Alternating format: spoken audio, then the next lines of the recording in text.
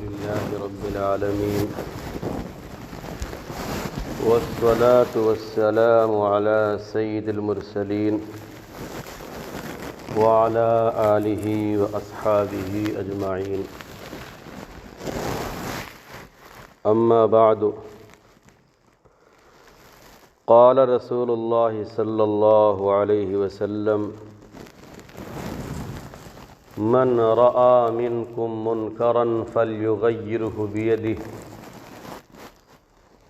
فمن لم يستطع فبلسانه فمن لم يستطع فبقلبه وذلك أضعف الإيمان أو كما قال عليه الصلاة والسلام رب اشرح لي صدري ويسر لي أمري واحلل عقدة من لساني يفقهوا قولي رب اشرح لي صدري ويسر لي أمري واحلل عقدة من لساني يفقهوا قولي رب اشرح لي صدري ويسر لي أمري واحلل عقدة من لساني يفقهوا قولي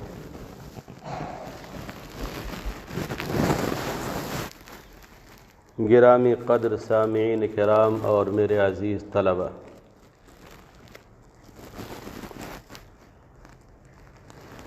سب سے پہلے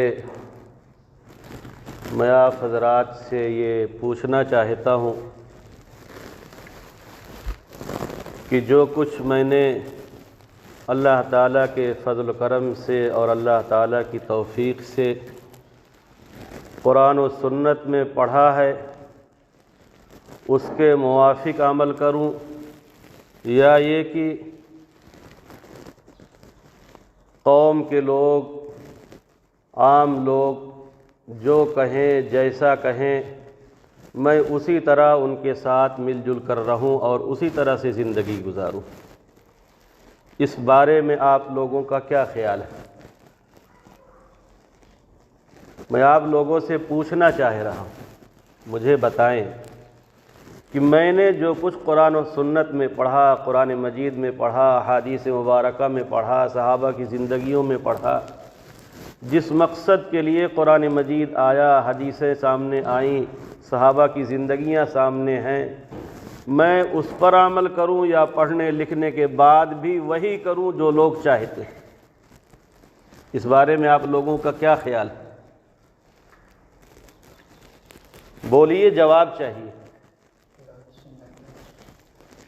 سیدھی سی بات ہے کہ آپ لوگ یہی کہیں گے، یہاں آ جاؤ، آپ لوگ یہی کہیں گے کہ جو کچھ پڑھا ہے اس پر عمل کیجیے، اور اگر اس پر عمل نہیں کرتا ہے کوئی تو تھوڑے دنوں کے بعد آپ کہیں گے کہ پڑھنے لکھنے سے کیا فائدہ ہوا اس بندے کو، جب اس کو اسی طرح سے رہنا تھا جیسا کہ سماج کے لوگ رہ رہے ہیں، اللہ و رسول کے بتائے ہوئے قانون ضابطے پر زندگی نہیں گزارنی تھی تو پڑھا کیوں؟ پڑھنے کا فائدہ کیا ہوا؟ اللہ کے رسول صلی اللہ علیہ وسلم نے ارشاد فرمایا، من رأى منکم منکرا فلیغیرہ بیدہ، تم میں سے جو کوئی کسی منکر کو، گناہ کو دیکھے اور اس کے پاس طاقت بھی ہو، قوت بھی ہو، ہمت بھی ہو، تو اسے وہ طاقت سے روک دے۔ طاقت بادشاہوں کو حاصل ہوتی ہے، حاکموں کو حاصل ہوتی ہے، ماں باپ کو اپنے بچوں پہ حاصل ہوتی ہے، استاذوں کو اپنے شاگردوں پہ حاصل ہوتی ہے، اور اگر اس کی طاقت نہ ہو فَمَن لَّمْ يَسْتَطِعْ فَبِلِسَانِهِ، تو زبان سے روک ٹوک کرو، اور اس کی بھی طاقت نہ ہو فَمَن لَّمْ يَسْتَطِعْ فَبِقَلْبِهِ، تو دل میں برا سمجھو کہ یہ گناہ ہو رہا ہے، برا کام ہے۔ وَذَلِكَ أَضْعَفُ الْإِيمَانِ، یہ آخری درجہ ہے ایمان کا۔ گناہ کو دیکھنے کے بعد دل میں بھی اس گناہ سے نفرت نہ ہو، تکلیف نہ ہو، تو پھر اس آدمی کو جان لینا چاہیے کہ میرے پاس ایمان نہیں۔ یہ آخری درجہ ہے ایمان کا کہ گناہ کو ہوتا ہوا دیکھے تو اس کے دل میں تکلیف ہو، دل میں غصہ آئے، دل میں ناراضگی ہو، اور اس گناہ کی مجلس سے ہٹ جائے، علیحدہ ہو جائے، جدا ہو جائے۔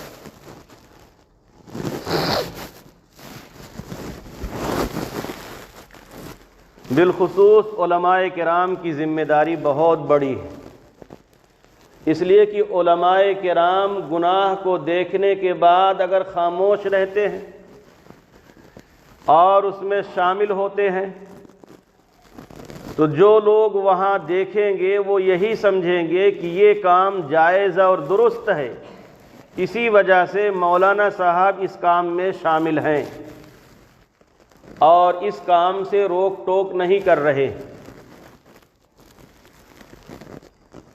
اور یہی ہو رہا ہے، جب کسی کو کسی بات کے بارے میں سمجھایا جاتا ہے تو کہتے ہیں کہ اس میں تو فلاں مولانا صاحب بھی شامل تھے، اگر وہ کام غلط ہوتا تو کیوں اس میں وہ شامل ہوتے، اگر وہ کام غلط ہوتا تو روک ٹوک کرتے۔ اللہ کے رسول صلی اللہ علیہ وسلم نے ارشاد فرمایا کہ علماء بھی دو قسم کے ہوں گے، ایک علماء ربانیین، علماء حقانی، جو بات صحیح ہوگی اسے کہیں گے، جو کام غلط ہوگا اس میں شامل نہیں ہوں گے، اور دوسرے علماء سو، برے علماء، وہ ہر غلط کو جائز قرار دیں گے اور اس میں شامل بھی ہوں گے، جدھر کو ہوا ہوگی ادھر کو وہ چلیں گے۔ تو یہ دونوں طبقے موجود ہوں گے، دیکھنے والے فیصلہ کر سکتے ہیں کہ کون سنت و شریعت کی پابندی کر رہا ہے، کون غلط کاموں پہ روک ٹوک کر رہا ہے اور کون روک ٹوک نہیں کر رہا۔ یہ تو تمہید ہے۔ اس تمہید کے بعد میں آپ حضرات کو بتاؤں، اور بہت وضاحت کے ساتھ، بہت کچھ ہمارے سینے میں دفن رہتا ہے، لیکن میں وقت کا انتظار کرتا ہوں کہ وہ وقت آ جائے تو بتاؤں، اور بعض چیزیں اس لیے نہیں بتاتا ہوں کہ لوگوں کو غصہ آئے گا اور لوگ اس کے خلاف کچھ نہ کچھ کرنے کی کوشش کریں گے، اس لیے ان باتوں کو میں دبائے رکھتا ہوں، ان باتوں کو لوگوں کے سامنے ظاہر نہیں کرتا ہوں۔ لیکن جب ضرورت پڑ جاتی ہے اور مجبوری آ جاتی ہے تو پھر اس وقت اسے واضح کر دینا بہت ہی ضروری ہوتا ہے۔ ہمارے اور آپ کے بیچ میں جماعت کا کام، جسے عام طور پر تبلیغی جماعت کے نام سے جانا جاتا ہے، اسے تبلیغی جماعت کہیں یا مروجہ تبلیغی جماعت کہیں یا جماعت کہیں، ان کے پاس عنوان یہ ہے دین کی محنت، دین کا کام، نبیوں والا راستہ، صحابہ والا راستہ، اللہ کا راستہ، نبیوں والا کام، صحابہ والا کام، اللہ کا راستہ، دین کی محنت، اور پھر چہرے پر بہترین داڑھی، سر پر امامہ، لمبا کرتا، بہترین قسم کا پائجامہ، یہ ان کا ظاہر ہے جو ہم اور آپ دیکھتے ہیں۔ نماز کی طرف بلاتے ہیں، مسجدوں سے لوگوں کو جوڑتے ہیں، یہ ہماری اور آپ کی نظروں کے سامنے۔ حضرت مولانا الیاس رحمۃ اللہ علیہ، حضرت مولانا الیاس رحمۃ اللہ علیہ نے 1927 میں یہ کام دھیرے دھیرے شروع کیا۔ یہ حضرت مولانا الیاس رحمۃ اللہ علیہ صحابہ کے دور کے آدمی نہیں ہیں اور نہ ہی پیغمبر اور نبی ہیں، 1400 سال کے بعد یہ پیدا ہوئے۔ انہوں نے ایک کام کو ترتیب دیا اور سمجھا کہ اس میں فائدہ ہوگا۔ جب کام کو ترتیب دینے والے مولانا الیاس صاحب ہیں تو نبیوں والا کام کیسے ہو سکتا ہے؟ صحابہ والا کام کیسے ہو سکتا ہے؟ کام کو انہوں نے ترتیب دیا، اسے بتا دیا کہ یہ اللہ کا راستہ ہے، یہ نبیوں والا کام ہے، یہ صحابہ والا کام ہے، یہ دین کی محنت ہے۔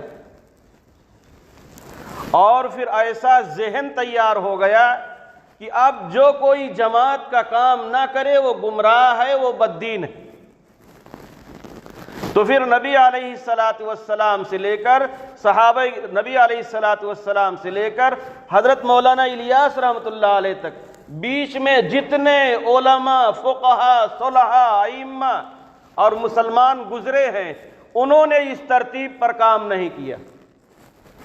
یہ جو جماعت کی ترتیب رائج ہے، اس کا کوئی وجود نہیں، اس کا کوئی تصور نہیں۔ تو میں پوچھتا ہوں کہ کیا یہ سب لوگ گمراہ تھے؟ یہ سب لوگ بددین تھے؟ کسی کو جانچنے کے لیے کہ کون ایمان پر ہے، کون دین پر ہے، دیکھنا چاہیے کہ یہ قرآن پر ہے، سنت پر ہے، حدیث پر ہے، صحابہ کی زندگی پر ہے، اس پر دیکھنا چاہیے۔ لیکن یہ لوگ اپنی جماعت پر اس کو پرکھتے ہیں کہ یہ وقت لگاتا ہے یا نہیں لگاتا ہے، جماعت میں جاتا ہے یا نہیں جاتا ہے، 3 دن کے لیے نکلتا ہے یا نہیں نکلتا ہے، چلہ کے لیے جاتا ہے یا نہیں جاتا ہے، ہفتے میں شب گزاری کے لیے مسجد میں جمع ہوتا ہے یا نہیں ہوتا ہے۔ اس پر فیصلہ کر لیتے ہیں کہ جو آتا ہے وہ دیندار ہے، جو نہیں آتا ہے وہ بددین ہے اور گمراہ ہے۔ فیصلہ اس پر ہو رہا ہے۔ اور یہ کوئی میں اڑی پڑی بات نہیں کہہ رہا ہوں، یہ کوئی سنی سنائی بات نہیں کہہ رہا ہوں۔ جماعت کا کام جب شروع ہوا ہے، اتنا اعتراض علماء کرام نے اس وقت سے لے کر اب تک کیا ہے کہ جس کی کوئی تھا نہیں ہے، جس کا کوئی حساب نہیں۔ حضرت مولانا زکریا صاحب رحمۃ اللہ علیہ کتاب لکھتے ہیں، اس کا نام ہے تبلیغی جماعت پر اعتراضات اور اس کے جوابات۔ اس کتاب میں انہوں نے لکھا ہے کہ 1000 سے زائد علماء کرام نے تبلیغی جماعت پر اعتراض کرتے ہوئے خط لکھے، وہ خط میرے پاس آئے۔ یہ اس دور کی بات ہے جس دور میں یہ کام شروع ہو رہا ہے۔ علامہ ظفر صاحب عثمانی تھانوی رحمۃ اللہ علیہ نے 9 اہم اعتراضات، 9 اہم غلطیاں جماعت کی اسی وقت لکھ کر دے دی، لیکن یقین جانیے ماننے کا مزاج نہیں، ماننے کا مزاج نہیں ہے۔ 1951 میں 1946 میں مولانا الیاس رحمۃ اللہ علیہ کا انتقال ہوا ہے، اور 1951 میں دارالعلوم دیوبند اور مظاہر علوم سہارنپور نے باتفاق رائے یہ فتویٰ دیا کہ عورتوں کے لیے جماعت میں جانا جائز نہیں ہے۔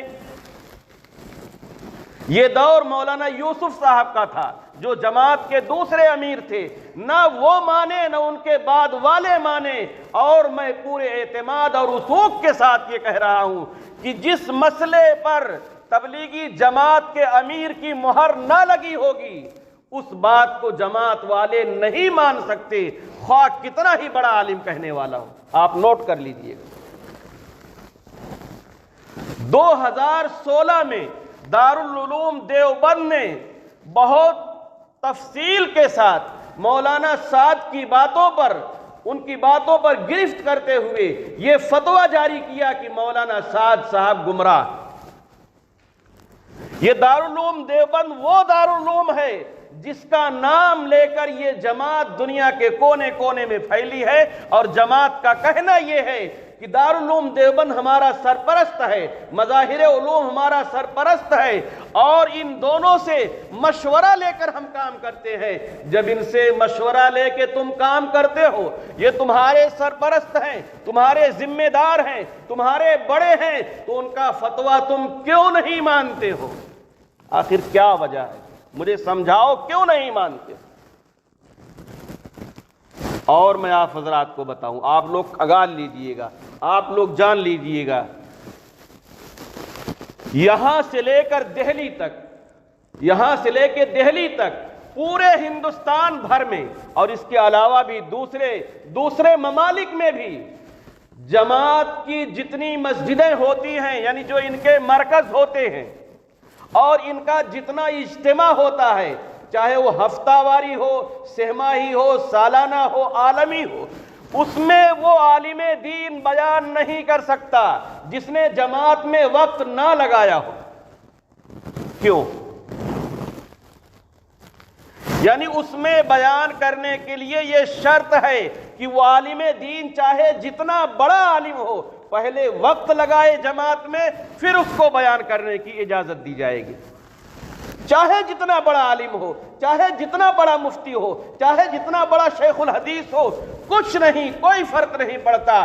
جماعت میں بیان کرنا ہے تو اس کے لیے جماعت میں وقت لگانا ضروری ہے۔ اور میں آپ حضرات کو بتاؤں، ایک کتاب ہے جس کا نام ہے حیات الصحابہ، اردو زبان میں کتاب ہے۔ اس کو پڑھنے کے لیے ان لوگوں نے یہ شرط لگائی ہے کہ 1 سال جماعت میں جو عالم دین وقت لگا لے گا اس کو یہ کتاب پڑھنے کی اجازت ملے گی۔ 1 سال وقت لگا لے تب اس کو یہ کتاب پڑھنے کی اجازت ملے گی کہ لوگوں کو پڑھ کے سنائے، اردو زبان کی کتاب۔ اور پھر یہ بھی شرط ہے، یہ شرط حضرت مولانا الیاس رحمۃ اللہ علیہ نے خود لگائی ہے کہ عالم دین کے لیے 7 چلہ ہے، چلہ کہتے ہیں 40 دن کو، بیچ میں کچھ چھٹیاں ملیں گی، یعنی عالم دین کے لیے ضروری ہے کہ سال کی جماعت میں 1 سال لگائے، اور عام لوگوں کے لیے 40 دن یا 4 ماہ کافی۔ پرائمری پڑھی، ناظرہ پڑھا، حفظ پڑھا، پھر اس کے بعد عربیت پڑھی، اس طرح سے ہم نے 15 سال تک لگائے، علماء کے پاس لگائے، فقہا کے پاس لگائے، اللہ والوں کے پاس لگائے، وہ سب کافی نہیں، 1 سال لگا لیں گے پھر اس کے بعد کافی ہو جائے گا۔ اور جن مساجد میں ان کا قبضہ ہے ان مسجدوں میں وہ عالم دین امامت نہیں کر سکتا جو جماعت میں وقت نہ لگاتا ہو۔ اور آخری بات آپ کو میں بتا دوں، وہ عالم دین ان کو قابل قبول نہیں ہے، برداشت نہیں ہے جو عالم دین ان کے کسی کام پر انگلی رکھ دے کہ بھائی دیکھو یہ کام صحیح نہیں، اس کو ایسے نہیں ایسے کرو، اس کو یہ قبول کرنے کے لیے تیار نہیں، اس کو برداشت کرنے کے لیے تیار نہیں۔ میں نے بارہا یہ بتایا کہ غیر عالم دین، عامی آدمی جو عالم دین نہیں ہے، اس کے لیے تقریر و بیان کرنا جائز نہیں ہے۔ یہ مسئلہ میں نے یہاں مسجد میں، دوسری جگہوں پر بھی، ملنے جلنے والوں کو بھی بارہا یہ بتایا کہ جو عالم دین نہیں ہے اس کے لیے بیان کرنا جائز نہیں ہے، عامی آدمی۔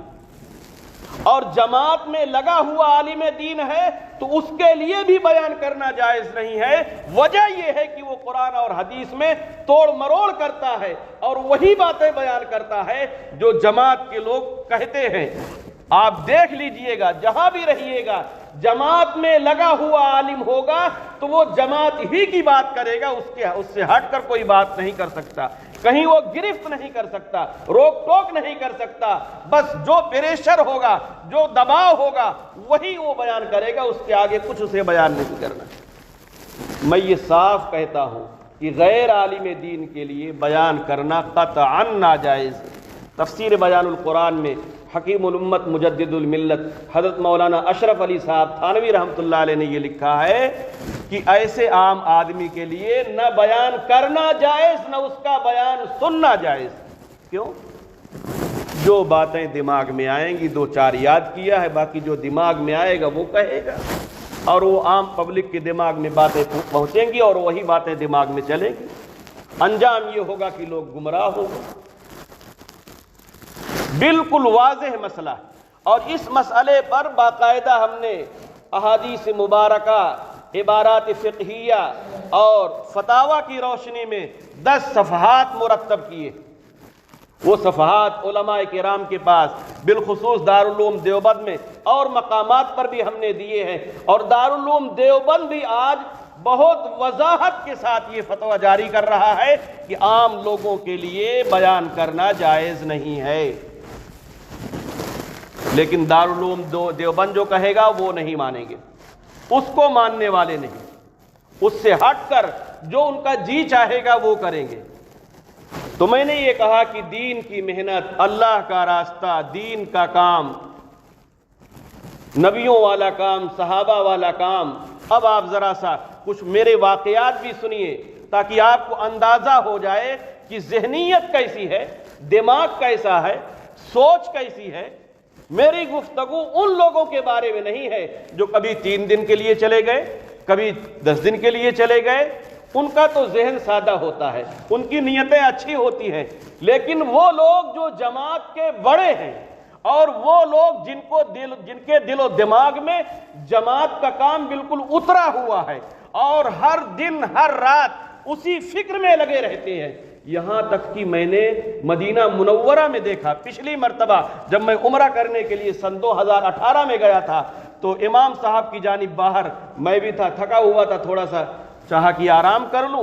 میرے بازو ہی میں بیٹھ کر یہی دین کی دعوت، دین کی محنت اور دین کا کام، نبیوں والا کام، صحابہ والا کام، اس میں لگ گئے. وہاں تو چاہیے تو یہ تھا کہ درود پاک پڑھتے، تلاوت کرتے، اس میں مشغول رہتے، لیکن دماغ پر جو خبط سوار ہے وہی وہاں بھی چل رہا.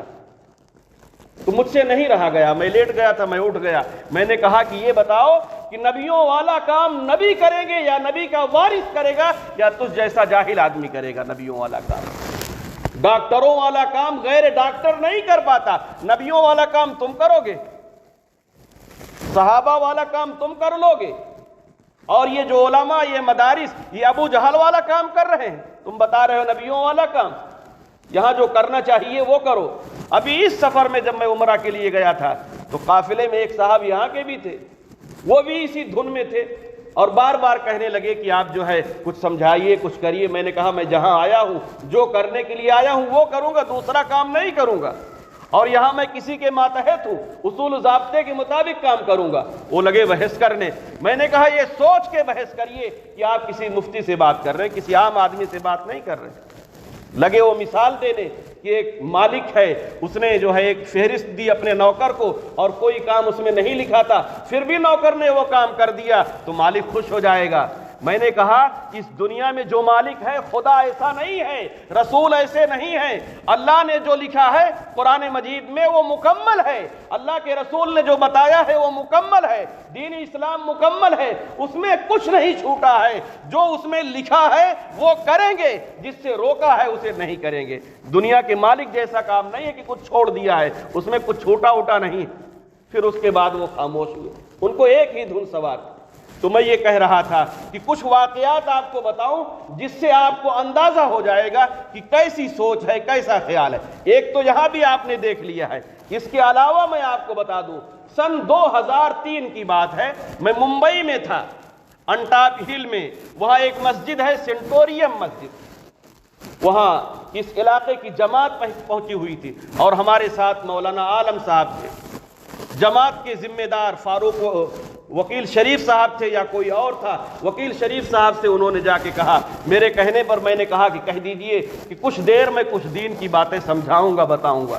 جا کے ان سے کہا تو انہوں نے کہا کہ کہہ دیجئے کہ اپنے اسٹیج سے کہیں، یہاں سے کچھ کہنے کی اجازت نہیں. یہ 2003 کی بات ہے، آج کی بات نہیں، لیکن میں نے اس کا چرچا نہیں کیا. اپنے اسٹیج سے کہیں، یہاں سے کچھ کہنے کی اجازت نہیں. اور باقی مسجدوں کے بارے میں نے بتا دیا کہ وہاں ایک نظام ہے کہ جماعت میں وقت لگائیے. تو میں بھی کہہ سکتا ہوں کہ آپ کو اگر بیان کرنا ہے تو آپ آئیے اور مدرسے میں وقت لگائیے. اور مدرسے میں وقت لگانا یہ ہے کہ آپ بھی حافظ بن جائیے، عالم بن جائیے، قواعد کو سیکھ لیجئے، پھر اس کے بعد آپ بیان کریے.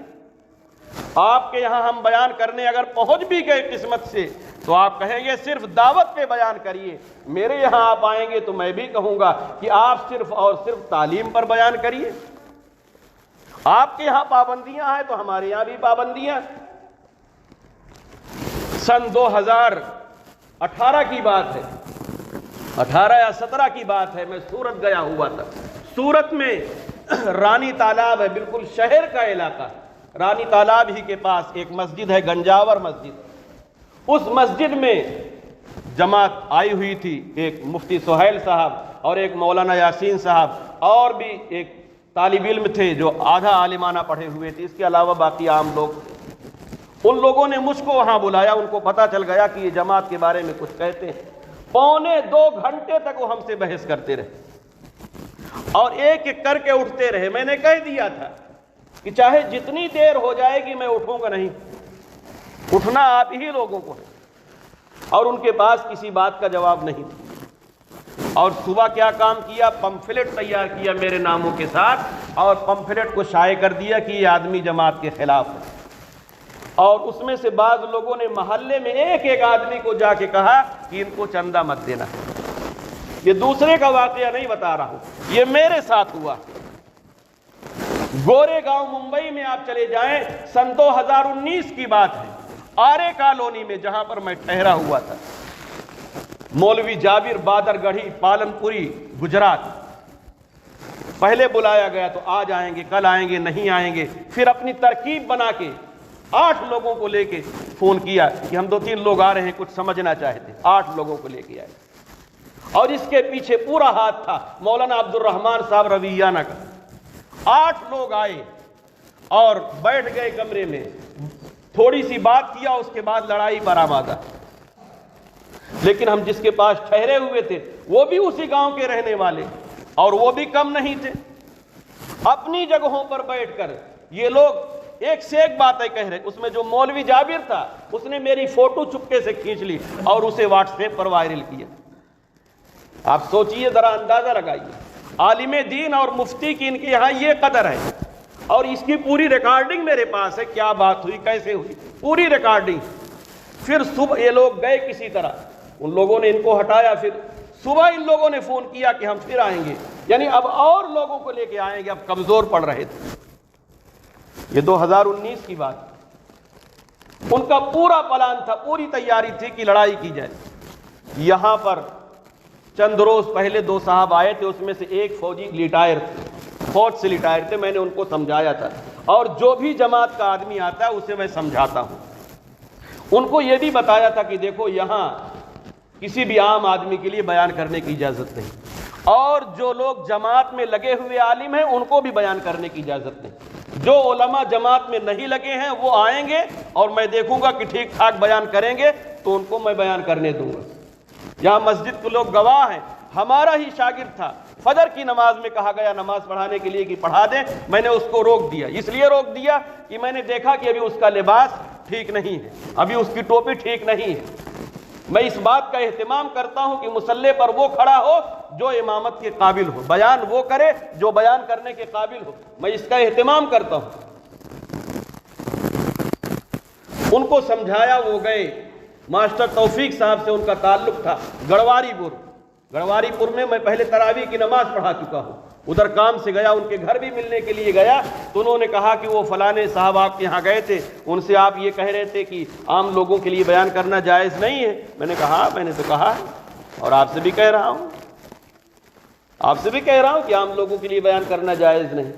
بہرحال انہوں نے اس پر کوئی اور زیادہ بات چیت نہیں کی، ہمارے ان کے تعلقات ہیں۔ آتے وقت انہوں نے 500 روپے چندہ بھی دیے مدرسے کے۔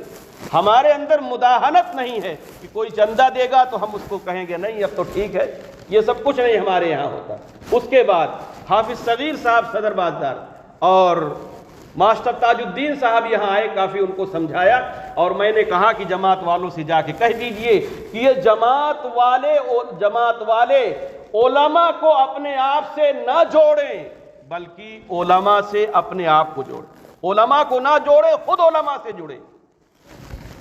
کیا مطلب ہے کہ علماء کو یہ اپنے پاس بلائیں گے، اپنے تابع کریں گے۔ میں کہتا ہوں کہ آپ علماء کے پاس آئیے، علماء سے دین سیکھیں۔ کہنے لگے علماء کو بلاتے تو ہیں، میں نے کہا علماء کو سنانے کے لیے آپ بلاتے ہیں، سننے کے لیے نہیں بلاتے۔ آپ سننے کے لیے بلائیے، علماء کی آپ سنیے تاکہ آپ کو دین سمجھ میں آئے۔ اس کے چند روز پہلے ایک صاحب نے ٹیلی فون کیا تھا، یہاں مرکز میں یہ بھی محنت چل رہی ہے کہ مدرسے کے طلبہ کو جوڑا جائے، علماء کو جوڑا جائے، یعنی سب کو غلام بنایا جائے اپنا۔ تو میں نے ان سے کہا کہ ہمارے مدرسے میں یہ کام نہیں ہوتا، ہم طلبہ کو نہیں بھیجتے، نہ مدرسین کو نہ طلبہ کو۔ آپ لوگوں کو دین سیکھنا ہے، آپ آئیے۔ تو ان کو بھی سمجھا کے بھیجا، لیکن اس سب سمجھانے کے بعد بھی اس دن جو لوگ آئے تھے میری معلومات کے مطابق اس میں حافظ صغیر صاحب موجود تھے۔ جب میں مسئلہ بتا چکا ہوں تو آپ 1 نہیں 2 نہیں 12 لوگ آئے تاکہ اچھا خاصا اثر ہو اور ہم بیان کر لیں۔ اور ہم نے فون کر کے ان کو کہہ دیا تھا، حافظ امیر اللہ صاحب کو ہم کو فون کیا اور ہم نے کہا فون لے جا کے دیجئے، فون لے جا کے دیا، اور ان سے میں نے کہہ دیا کہ بیان کرنے کی اجازت نہیں، اور حافظ صاحب کو کہہ دیا تھا کہ اگر کھڑے ہو جائے تب بھی روک دیجیے گا، منع کر دیجیے گا۔ معلوم ہوا کسی نے اشارہ کر دیا اور وہ کھڑے ہو گئے، پھر ان کو روک دیا گیا۔ اس کے بعد یہ ہوا کہ انہوں نے مسجد کے سامنے وہاں جا کے دھوپ میں یہ سارا کام کیا۔ میں آپ حضرات سے پوچھتا ہوں کہ اگر آپ لوگ کسی کو کہیں کہ بھائی میرے گھر پر یہ کام نہ کریے، کوئی بھی کام ہو، وہ آپ کا گھر چھوڑ کے آپ کے دروازے کے سامنے جا کے وہی کام کرے، تو آپ لوگ منظور کریں گے اس کو؟ ذرا بولیے تو صحیح، آپ لوگوں کو اچھا لگے گا؟ یہ کام جو ہوا ہے یہاں پر، اس سے لوگوں کے ذہن میں یہ آئے گا کہ یہ مدرسے والے تو بددین ہیں، مہمان کا بھی اکرام نہیں کرتے، مہمان کا بھی اعزاز نہیں کرتے، اتنی بڑی مسجد موجود ہے، اتنا بڑا مدرسہ موجود ہے، اس میں کیوں نہیں بیٹھنے دیا؟ اور جب یہ سمجھا دیا گیا کہ آپ کے لیے بیان کرنا جائز نہیں ہے تو مان جانا چاہیے، ضد کرنے کی کیا ضرورت تھی؟ اور اگر آپ کو بہت شوق ہی تھا تو کسی کے گھر پہ آپ چلے جاتے، یا وہاں ایک مسجد ہے وہاں چلے جاتے، یا وہاں لہرانے میں چلے جاتے، وہاں دکان ہے، یا بازار کی مسجد ہے وہاں چلے جاتے۔ یہاں پر بیٹھ کر جو کام کیا ہے اس سے یہ ذہن تیار ہوگا کہ یہاں کے جو پبلک ہے، یہاں کے جو لوگ ہیں وہ ہمارے خلاف ہو جائیں۔ اس کا نتیجہ تو یہی نکلے گا نا۔ ایک کام غلط ہے، عام آدمی کے لیے بیان کرنا ناجائز ہے، میں اس سے منع کروں گا، مسجد میں بھی منع کروں گا، مدرسے میں بھی منع کروں گا۔ ہاں آپ آئیے، بیٹھیے، پوچھیے، سیکھیے، پڑھیے، آپ کو سکھایا پڑھایا جائے گا۔ اور جمعہ سے پہلے میں نے کہا کہ پانی وانی پلا دو، پانی بھی پلایا گیا۔ آپ کا کام یہ تھا کہ آپ فون کر کے آتے، آپ پوچھ کے آتے، اور جب میں بار بار یہ کہہ رہا ہوں، خبریں پہنچا رہا ہوں، تو اس کے خلاف آپ کو نہیں کرنا۔ آپ حضرات سے یہ عرض کرنا، ابھی تو یہ چند واقعات ہیں جو میں نے آپ حضرات کو بتائے، بہت سارے واقعات، ایک دو واقعات، ایک دو اور سن لی۔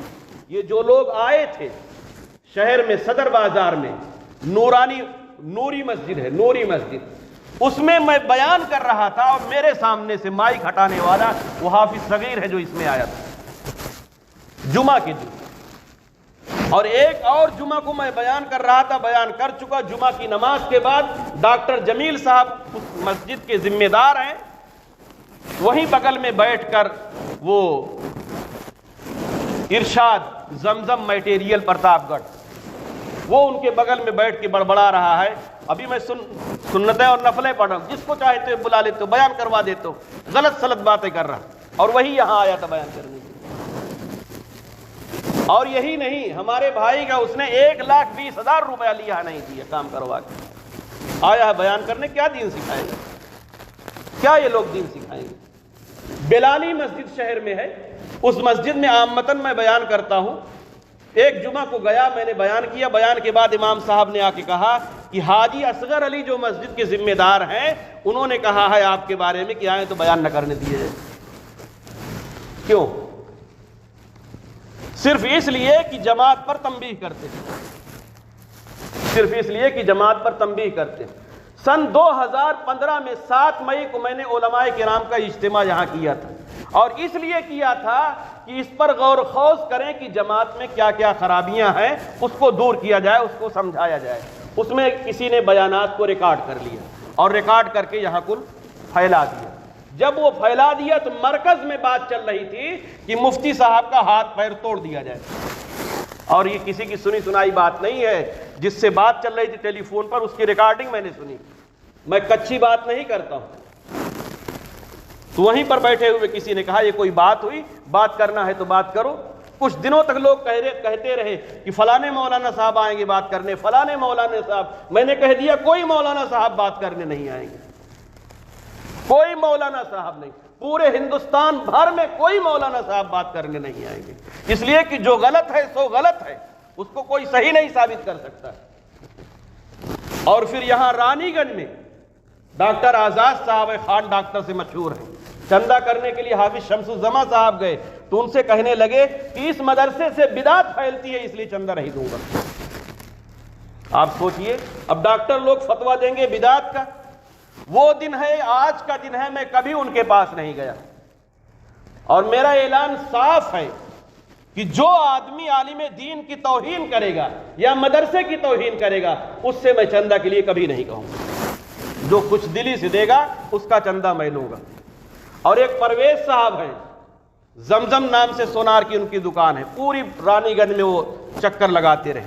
وہی مفتی توقیر صاحب ہیں، وہ بھی لوگوں سے اعتراضات اور جو ہے مخالفت اور برائیاں. اور ایک صاحب مولانا وہاں ہیں راجہ پور میں ہمارے علاقے کی طرف، مولانا عمیق الرحمان صاحب، وہ یہاں سے لے کے ممبئی اور گجرات تک جہاں جہاں مدرسے کا چندہ ہوتا ہے، جہاں جہاں وہ پہنچ سکتے ہیں، ہر جگہ پہنچ کے وہ اعتراض کرتے رہے. ڈاکٹر آزاد صاحب سے تو ہمارے قاری صاحب کا بعد میں تعلق ہو گیا.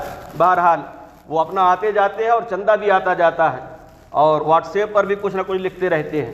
ادھر پھول پور میں مرحوم فاروق سونار صاحب ہے، وہاں گئے حافظ اسحاق صاحب چندہ کرنے کے لیے، انہوں نے منع کر دیا کہ بھائی آپ کے یہاں جماعت کی مخالفت. آپ کو اس لیے بتا رہا ہوں کہ آپ پہچان لیجئے جماعت کیا چیز ہے. ایک جماعت کا ظاہر ہے اور ایک جماعت کا باطن ہے، یعنی ایک اندرونی حال ہے اور ایک باہری حال ہے. جو اس میں پرانا ہو جائے گا، جو آدمی 3 دن کے لیے گیا، 10 دن کے لیے گیا، 1 مہینہ کے لیے گیا، کوئی خاص نہیں فرق پڑتا، وہ تو نماز کچھ سیکھ کے آئے گا، رکوع سجدہ کچھ سیکھ کے آئے گا. لیکن جو اس میں پکا ہو جائے گا وہ عالم کا دشمن ضرور ہوگا. اور ایسے عالم جنہوں نے جماعت میں اپنی زندگیاں لگائی ہیں، اس کے بعد بھی انہوں نے اگر کہہ دیا کہ یہ غلط ہے تو اس کے خلاف بھی وہی شرارت شروع ہو گئی. بس ایک دم وہی حال ہے جیسے بعض فرقوں میں اگر کوئی حق بات کہہ دے تو کہیں گے یہ وہابی ہو گیا. بس اس سے زیادہ کچھ. یہ تصویر میں آپ کے سامنے اس لیے رکھ رہا ہوں کہ آپ لوگ جان لیں حقیقت کیا ہے. ہمارا مسلک یہ ہے کہ جو صحیح ہوگا وہ کرنے کی اجازت ہے، جو غلط ہوگا اس کو ہم نہیں کرنے دیں گے. ہم کہتے ہیں کہ مسجد میں آپ کو نہیں سلائیں گے، مسجد سونے کی جگہ نہیں ہے، مسجد عبادت کی جگہ ہے. آپ کو ہم مدرسے میں سلائیں گے. آپ ہمارے پاس دین سیکھنے کے لیے آئیے، دین سکھانے کے لیے نہیں. اور آپ لوگوں کو میں یہ بتا رہا ہوں کہ آپ لوگوں سے ملاقات ہو، یہ لوگ آئیں، آپ ان کو گالی مت دیجیے، آپ برا بھلا نہ کہیے، آپ محبت سے ملیے، ان کو آپ پانی پلائیے، ان کو آپ بیٹھائیے، سب ٹھیک ہے. لیکن ایک بات آپ صاف یہ کہہ دیجئے کہ ہمارے پاس مدرسہ ہے، ہمارے پاس عالم ہیں، ہمارے پاس حافظ ہیں، مفتی ہیں، ہم دین ان سے سیکھیں گے، آپ سے نہیں سیکھیں گے. ٹھیک ہے؟ بات بالکل آسان ہے نا. ایک دم صاف بات بتا دیجئے کہ دین ہم ان سے سیکھیں گے، دین آپ سے نہیں سیکھیں گے. ان کا دن، ان کی رات، ان کی صبح، ان کی شام سب ہم اپنی آنکھوں سے دیکھ رہے ہیں، اور ہمیں ان کے اوپر اطمینان ہے دین اسی سے سیکھیں گے، اور ہمارے بچے انہی سے دین سیکھ رہے ہیں. اس کے بعد بھی اور لمبی بات کرتے ہیں، نہیں مانتے ہیں، تو آپ یہ کہہ دیجئے کہ جیسے آپ مدرسوں میں جا کے بیان کرنا چاہتے ہیں، ایسے ہی ہمارے مفتی صاحب اور بھی بہت سے علماء ہیں جو جماعت میں وقت نہیں لگاتے، ان کے لیے مرکزوں سے لکھوائیے کہ ان لوگوں کا بھی بیان مرکز میں ہوا کرے گا، اجتماعات میں ہوا کرے گا، چاہے جماعت میں ایک دن بھی وقت نہ لگائیں. اس کے بعد بھی نہ مانے تو آپ اور سمجھائیے کہ تیسری بات یہ ہے کہ آپ لوگ دین سیکھنے کے لیے یہاں آئیے، مدرسوں میں علماء کے پاس، ان سے دین سیکھیں تو آپ کو صحیح دین ملے گا. ورنہ حال یہ ہوگا کہ آپ جب جائیں گے ساتھ میں تو شروع میں، اور آپ لوگ صاف منع کر دیجئے ہم نہیں جائیں گے. آپ جائیں گے تو شروع میں تو آپ کو کچھ اچھی اچھی باتیں مل جائیں گی، لیکن پھر اس کے بعد یہ ہوگا کہ آپ کا ذہن بھی وہی تیار ہو جائے گا کہ صحابہ جو جنگوں میں جاتے تھے وہ جنگ میں نہیں بلکہ جماعت میں جاتے تھے. مولانا الیاس صاحب رحمۃ اللہ علیہ نے اپنے خط میں لکھا ہے کہ مدینہ پہنچتے ہی آپ صلی اللہ علیہ وسلم نے ہر طرف جماعتوں کو روانہ کرنا شروع کر دی. جب اس دور میں جماعت کا کام نہیں تھا تو کس جماعت میں بھیجا تھا؟ مولانا یوسف صاحب کے بیانات میں ہے کہ آپ نے مدنی زندگی میں 150 جماعتوں کو بھیجا. جماعت آج آپ بنا رہے ہیں اور کہہ رہے ہیں کہ 150 جماعتوں کو بھیجا. وہ سب جو اسلامی جنگوں میں جاتے تھے، جان کی بازی لگاتے تھے، بدن کے ٹکڑے کرواتے تھے، خون بہاتے تھے، ان کے بارے میں کہہ رہے ہیں کہ وہ بھی جماعت میں جاتے تھے. بتانا یہ چاہتے ہیں کہ وہ ثواب اس میں ملے گا. پہرے دار جو سرحد پر جنگ کرتے ہوئے پہرے دار مقرر کیے جاتے ہیں رات کو، کہ وہ رات کو پہرے پر رہیں اور اپنے قافلے کی نگرانی کرے، دشمن کوئی حملہ نہ کر سکے، وہاں جو ثواب ملتا ہے اس ثواب کو اپنی اس گشت پر فٹ کرتے ہیں. جو عصر کے بعد جائیں گے لوگوں کو بلانے کے لیے، اس گشت پر اس کو فٹ کرتے ہیں. آپ بیت اللہ شریف میں یعنی حرم شریف میں نماز پڑھیں گے، ایک نماز کا ثواب 1 لاکھ ملے گا۔ مدینہ منورہ کی مسجد میں نماز پڑھیں گے، ایک نماز کا ثواب 50,000 کا ملے گا، اور جماعت میں آپ جائیں گے ایک نماز کا ثواب 49 کروڑ ملے گا۔ یہ میں ادھر ادھر کی بات نہیں کہہ رہا ہوں، سب کتابوں میں لکھا۔ کتنا؟ جماعت میں 49 کروڑ، مسجد نبوی میں 50,000 اور مکہ میں 1 لاکھ، ان کا 49 کروڑ۔ یہ مسجد نبوی اور خانہ کعبہ کی توہین ہے کہ نہیں؟